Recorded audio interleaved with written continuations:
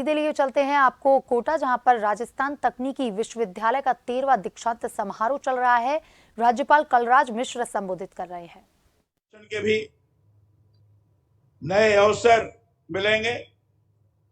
दीक्षांत समारोह में उपाधि एवं पदक प्राप्त करने वाले सभी विद्यार्थियों को भी बधाई और शुभकामनाएं देते हुए मैं उनके उज्जवल भविष्य की कामना करता हूं। आज कुल पीएचडी 47 दिए गए,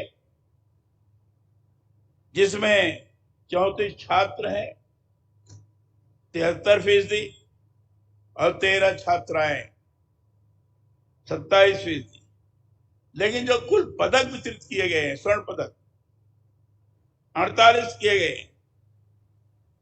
जिसमें 22 छात्र हैं 45% और छात्रा 26 हैं 55%।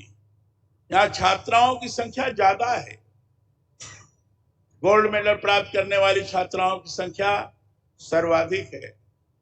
इसका अर्थ यह है छात्राएं अपने विषय में निष्णात होते हुए आगे बढ़ती जा रही और लगभग सभी विश्वविद्यालयों में जहां जहां भी मैं दीक्षांत समारोह में गया हूं, वहां मैंने देखा है सामान्य तौर पर छात्राएं ही सर्वाधिक पदक प्राप्त की हैं।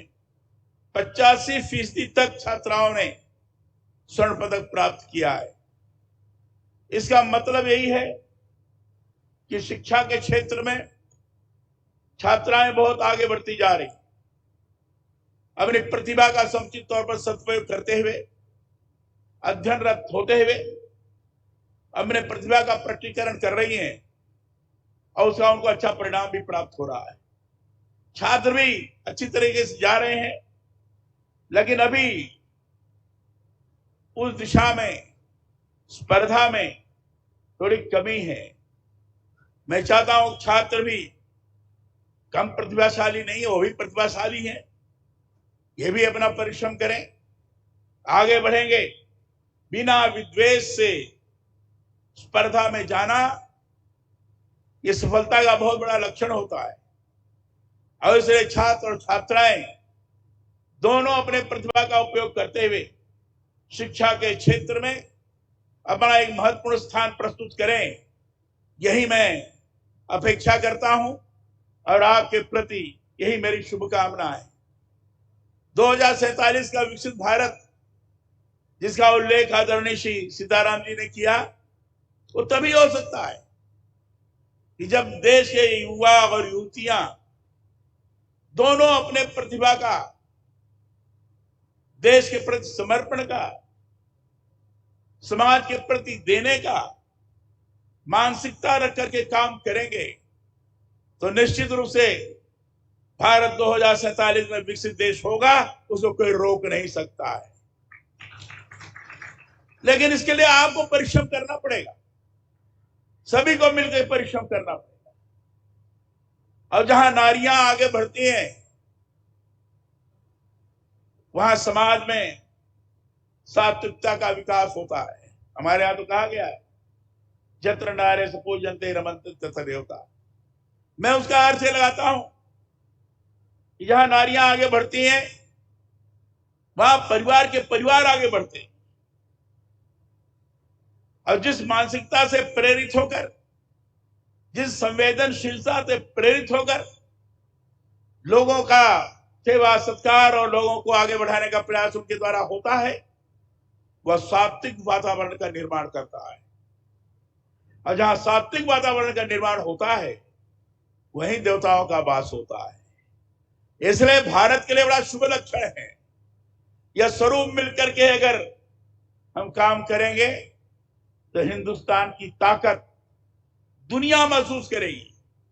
दुनिया कहने के लिए बाध्य होगी, भारत हमारा मार्गदर्शक है, भारत एक महाशक्ति है। भारत के अंदर हर व्यक्ति लोगों को दिशा प्रदान करने में सक्षम है। ये दुनिया बोलेगी और आज दुनिया बोल रही है, उसको और आगे बढ़ाएं। मेरी ये आप सब लोगों से विशेष रूप से प्रार्थना है और आग्रह है। मैं सदा ही इस बात को दोहराता रहा हूं ये दीक्षांत शिक्षा का अंत नहीं, बल्कि नए जीवन का आरंभ है। दीक्षांत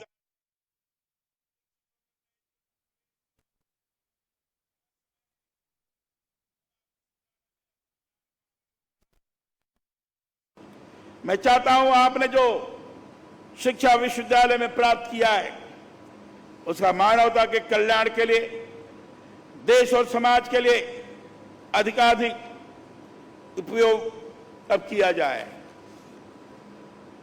यह सुखद है कि राजस्थान तकनीकी विश्वविद्यालय परिसर में संविधान उद्यान युवाओं को संविधान की संस्कृति से जोड़ते हुए प्रेरित कर रहा है। यह संविधान प्रदत्त अधिकारों के साथ कर्तव्यों के संतुलन की उन्हें निरंतर सीख देने वाला है। मुझे इस बात की प्रसन्नता है कि बहुरंगी पुष्पों, वृक्षलताओं आदि से सुशोभित यह संविधान उद्यान गणतंत्र की हमारी उदात्त दृष्टि से भी यहां आने वालों को निरंतर साक्षात्कार करा रहा है। विश्वविद्यालयों में संविधान उद्यान निर्मित कराने की मंशा यही है कि हम संविधान की उदात्त परंपराओं से सदा जुड़े रहें। आजकल संविधान की बहुत चर्चा चलती है, लेकिन जब लोगों से पूछा जाता है कि संविधान की उद्देश्य क्या है, संविधान की प्रस्तावना कैसी है, तो मुझे बड़ा दुख होता है। बहुत कम लोगों को इसका भान है, बहुत कम लोगों को इसका ज्ञान है। भारत की उद्देश्य का, संविधान के उद्देश्य का दुनिया भर के संविधान की उद्देशिकाओं से ज्यादा महत्वपूर्ण है और दुनिया ने इसको स्वीकार किया है। इससे पूरे भारत की सहभागिता है। प्रस्तावना के पहले ही शब्द में हम भारत के लोग इस शब्द का प्रयोग है। हम भारत की लोग अर्थात अखंड भारत का जो स्वरूप है, जहां विभिन्न प्रकार के लोग रहते हैं, क्षेत्रीय विषमताएं हैं, भाषा की विभिन्नताएं हैं, खान पान में भेद है, सभ्यता और परंपराएं भी अलग अलग हैं, तो भी भारत एक है। क्योंकि लोग मानते हैं भारत प्राणवान है, भारत जीवंत है, इसके जीने की कला है। उस कला का नाम है भारतीय संस्कृति। वह संस्कृति ने सबको जोड़ रखा है। विभिन्नता होने के बावजूद भी हम सब लोग एक हैं। प्रस्तावना में मैंने पढ़ करके आपसे दोहराया था, इसको देख लीजिए आप। हर प्रकार की विभिन्नता होने के बावजूद भी हम एक हैं, राष्ट्र एक है और राष्ट्र को अक्षुण्ण रखेंगे। एकता के सूत्र में हम ग्रथित करेंगे। यह संविधान के प्रस्तावना के अंदर है। संविधान के मौलिक अधिकार की बात करते हैं, लेकिन संविधान के मौलिक कर्तव्य की बातें नहीं कोई करता। 11 मौलिक कर्तव्य हैं जिसको मैंने पढ़ के सुनाया आपको। अगर सही से इसका चिंतन करें, अवलोकन करें, तो विध्वंसक जो कार्य होते हैं हम लोगों के द्वारा, वो विध्वंसक कार्य नहीं हो सके। इसी संविधान के माध्यम से भारत का इतना बड़ा लोकतांत्रिक देश चल रहा है।